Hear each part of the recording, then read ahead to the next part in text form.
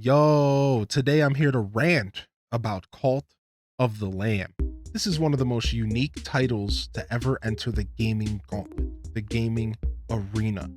To attempt to mash up a management sim style game alongside a roguelite action RPG is honestly off the wall, absurd, and I'm here for it. It's so much fun to have to go between two different styles of games throughout your gameplay experience. You go on these crusades, which take you into battles. That's the roguelite side of the game. And these crusades provide materials, food, bones, and all sorts of other things that you bring back to your cult to help better manage the cult and the followers that you have collected at that point in the game. So they kind of lean into each other and in such a way that is done masterfully. I love that it requires playing both of the sides of the game in order to complete the story and in order to progress. But you can kind of lean towards one or the other if you so choose. However, you can't avoid going on crusades, and you also can't completely avoid managing your cult.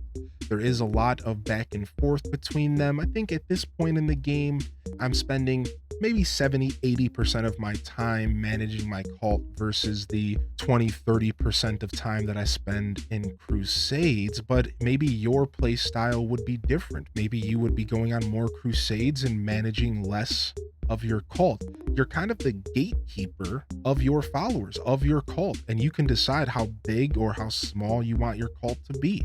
Not only do you have all the power in the world to say no to followers and to not necessarily bring more on unless you want them, you also have the power to sacrifice them, to get rid of them. You could send them out on excursions and hope that they don't come back. You can send them off to ascension, to a whole nother plane of existence, and be done with them. You could feed them food that'll make them sick. You can make them battle in the fight pit to death and choose the loser to be sacrificed in front of the rest of the cult to teach them a lesson in strength. It's really up to you, but it's so much fun deciding how you want to navigate and interact with the game. Not only do you have the choice of being maybe a more hearty or heartfelt cult leader, you could also be a more negative or stingy cult leader. You can upgrade your cult from beds to buildings to different automation, farms, and all sorts of different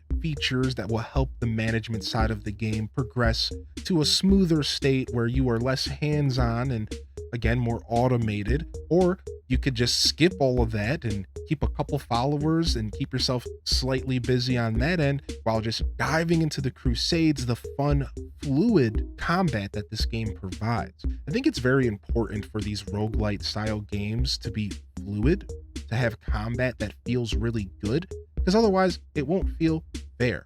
So I really have to compliment this game and the developers for just that. The combat feels crisp. There's a slew of different weapons and curses, which end up being a secondary ability. This game lines up right alongside that classic roguelite experience. So you don't always have power to control what weapon you get at the start of a crusade or what curse you have. And sometimes as you go through a crusade, you'll have options to change between different weapons and curses. But I'm getting off track. Either way, the point is that it has a perfect fluid roguelite experience. The combat is fun, the bosses are fun, it's very engaging, and it's great that you have a reason to do all that stuff to come back to the management side of the game, the other half of the game, and make sure that your followers are fed and make sure that they are giving you that good devotion that you require to continue to grow not only your character but also the cult itself. Again, both sides of the game lean into each other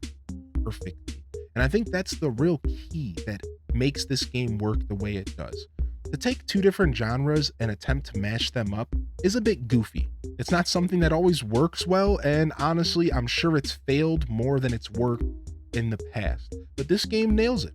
This game kills it. It slays it, and it allows you to really feel like you have a reason to do both sides of the game. The more followers you have, the quicker your devotion builds up, and the more devotion, the more buildings, the more features you can add to your cult. The more features and the more buildings you have, the stronger your cult is, the stronger your character becomes overall, in order to go and slay these crusades.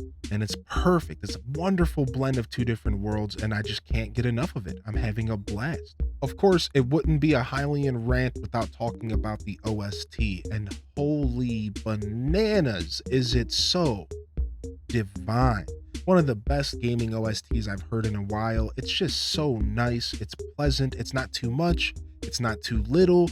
The regular just background music that plays when you're hanging around in your cult, chef's kiss. The music when you're in battles, chef's kiss. The crusades, chef's kiss. Not enough kisses here for how good this game really is when it comes to the OST.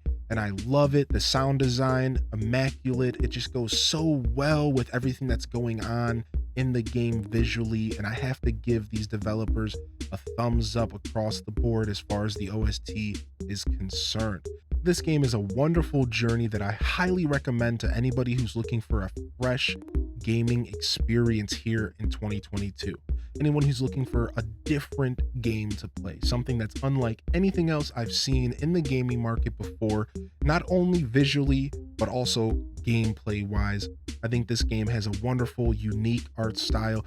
It's pretty close to a couple other games, I'll admit that, but on that note, the blend of cute plus dark themes just really hits home, and I know I'm not the only one that is really enjoying the contrast that this game provides in that sense. I give Cult of the Lamb an 8 out of 10, and I'm really looking forward to playing more of this game in the upcoming months. That's a wrap.